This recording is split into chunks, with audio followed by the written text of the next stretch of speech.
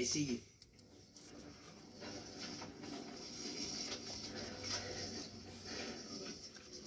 Salut Lego. Ça va? On te réveille? Ouais, faut film. Pas trop dur? Bon, ça va. Ça se préparer? Oui.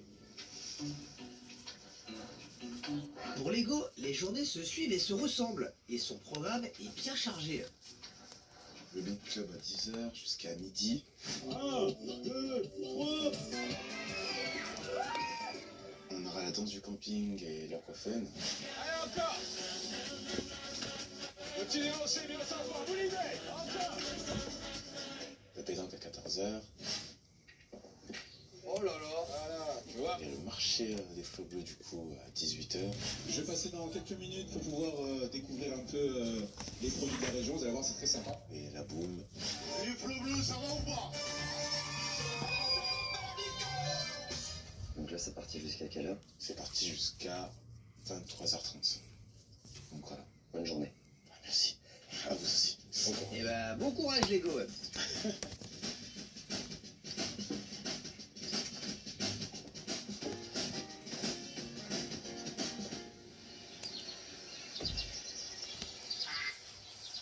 Au lac d'Aiguebelette, en Savoie, la nuit a été un petit peu compliquée pour nos jeunes novices du camping. Tac, tac, tac. Oh non. Ah, et bah cachez votre joie les jeunes. Elle était comment la nuit? En vrai, si ça va. Ça va, mais il pleuvait, hein. Il pleuvait, hein. Charlie découvre l'ampleur des dégâts. Non, mais c'est mouillé, hein. C'est vrai. Et c'est vrai les chaînes aussi. On n'a plus de chaise. Et on adore le réveil spécial camping.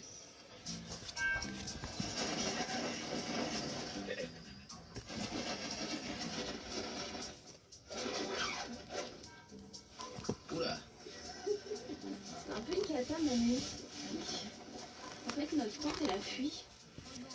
Genre, il y a tout qui était collé de partout.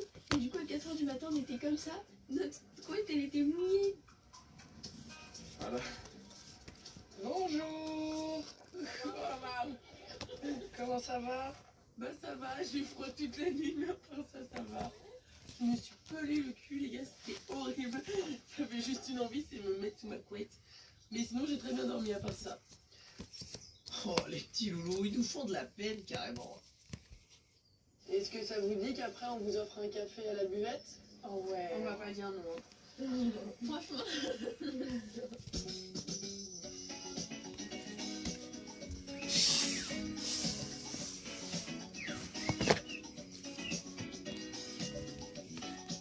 À présent, on va se plonger en archive dans l'histoire du camping, de l'esprit roots des débuts au bungalow grand luxe. Vous allez voir qu'il y a eu beaucoup de progrès niveau confort. Pour être de parfait campeur, il ne suffit plus de posséder un short, de bonnes jambes et quelques bidons. Il faut désormais se plier au règlement et se munir d'une carte d'identité, d'une licence de camping, d'une police d'assurance contre l'incendie d'une valeur de 5 millions et d'un récépissé de... Est-ce que ça suffira, monsieur le garde champêtre?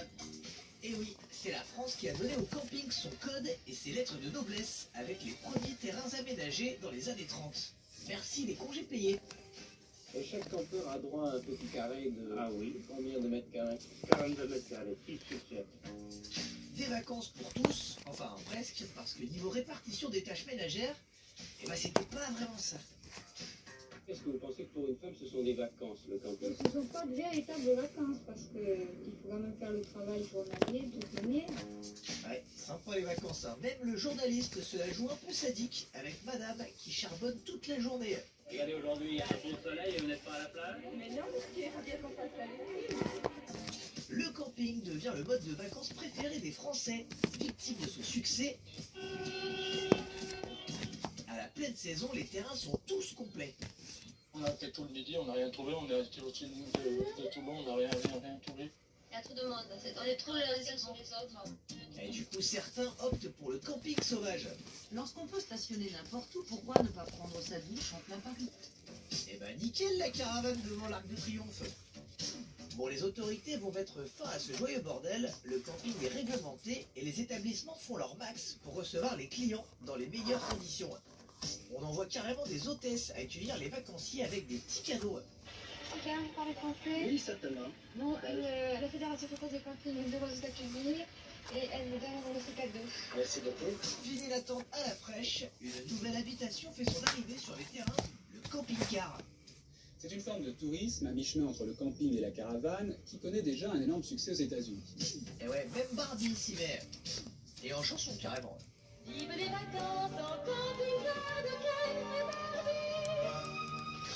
Le camping se modernise. En 1984, ce reportage présente la dernière prouesse technologique, le logiciel de réservation.